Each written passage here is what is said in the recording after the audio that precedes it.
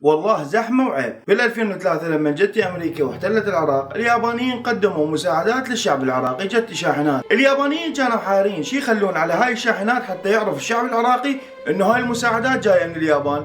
اقترحوا انه يخلون العلم الياباني، بس طبعا كانت فكره مو زينه، لان ذاك الوقت الشعب العراقي ما كان كلش يعرف انه هذا العلم. فبرايكم ايش سووا؟ جابوا الشاحنات وخلوا عليها صور الكابتن ماجد، لانه اليابانيين يعرفون انه الكابتن ماجد شخصيه عالميه وكل العالم تعرف انه هو ايقونه اليابان، ولذلك من جد المساعدات عرفوا الشعب العراقي انه هاي الشاحنات تابعه لليابان. من خلال من؟ من خلال الانمي.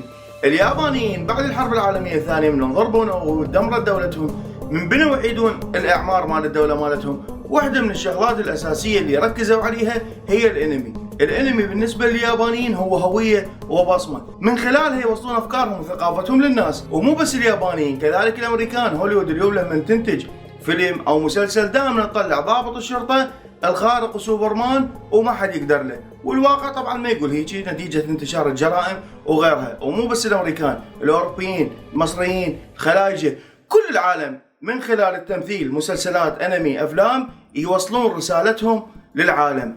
احنا هم جايين نسوي هيك؟ طبعا لا.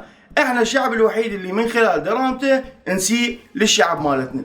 يعني مثلا هذا مسلسل الكاسر، شوفوا له هاي الشكولات. برايكم بالجنوب اكو هيجي؟ اكو واحد هيك يلبس بالجنوب؟ اللي سوى هالمسلسل شنو قصده؟ ليش دائما نطلع شعبنا بصورة الصغير؟ ليش دائما نحاول نهين شعبنا من خلال الاعمال التلفزيونيه مالتنا، وبعدين نجي نلوم الدول اللي تتجاوز علينا؟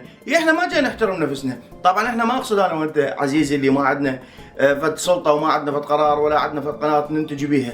انا وياك ناس مغلوبين على امرنا. انا احكي عن الناس اللي مسؤوله عن الدراما وعن الناس اللي مسؤوله عن الانتاج والفن والنشر. يعني بشرفكم، حلوه لما نسيء شعبك؟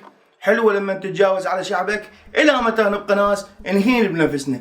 الى متى نبقى ناس ندمر بنفسنا؟ بمكان ما تنتجون لنا اعمال ترجع ثقه للشاب العراقي بنفسه، بمكان ما تنتجون لنا اعمال تعليميه، بمكان ما تنتجون لنا اعمال تبرزون لنا عظمه اللي صار بالخليجي وعظمه اللي جاي يصير بالزياره والكرم العراقي. وكل الناس شهدت بالكرم العراقي شنو؟ من خلال الزياره ومن خلال الخليجي. منو شال الخليجي غير الجنوب؟ ليش دائما نسيء شعبنا؟ ليش دائما نسوي هاي الامور؟ واللي يسوون هاي الاعمال صدقوني لكم وقفه كبيره امام رب العالمين، وراح تتحاسبون بها حساب عسير بذيك الدنيا. اثنين جاي يسيئوننا ويسيئون ثقافتنا وعراقتنا من دون اي مبرر. انا لله وانا اليه راجعون. طبعا اللي يشوف هذا المسلسل معناها عنده نقص بنفسه. يعني في امان الله.